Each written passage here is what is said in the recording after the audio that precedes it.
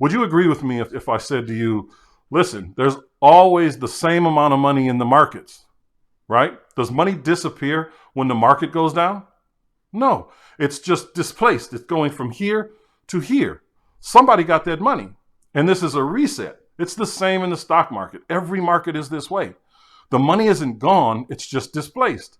And once you really get a firm grasp on, economic conditions, and so you can say to yourself, all right, what does it mean when inflation is high? What does it mean when they talk about GDP was up 2.7%? How does that play into this money that we need that we don't seem to have? Why is everything so expensive? Why does it cost me $10 for 4 sticks of butter?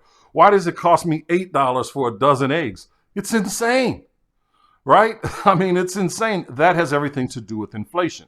It's not that the goods are in short supply. It's that money is too abundant. It doesn't have the same value when they print it.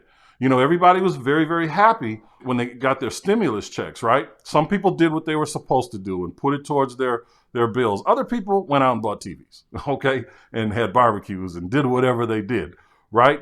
But that money that the government sent people was just printed, literally just printed. It devalued the currency. It devalues the currency. And in order for that to go back up, they got to rake the money in. In order to rake the money back in, you have to have all these levers in place. Interest rates have to go up. Things have to be more expensive so they can pull it back in. Then prices will go back down slowly. Generally takes a couple of years.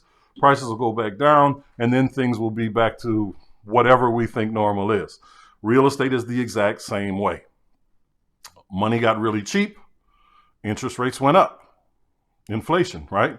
This is inflation in the markets.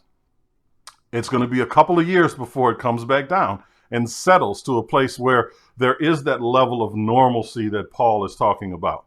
It's going to take a couple of years. Well, in that time, yes, your cash buyer list is going to be small. Your ability to find an abundance of cash deals, fix and flip opportunities that absolutely make sense, it's not going away. It's just smaller until people get into really rough situations, or they realize, hey, this is the way it is. I can't afford to hold this anymore. I got to get it sold. That is going to happen. But there's always the creative financing side. And no matter what you're doing, whether you're wholesaling, buy and hold, fix and flip, whatever it is you're doing from a creative financing standpoint or whatever, comping your deals is going to be paramount. You got to know what they're worth, especially if you're not going to use a lender. Let's say you're making these numbers on creative finance deals, or you're coming up with valuations, I should say, on creative finance deals. That's great.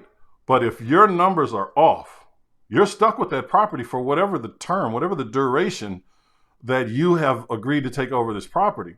And it might be a decade before the value reaches the point where you can sell it at even a break even if you do not know how to comp your properties, right?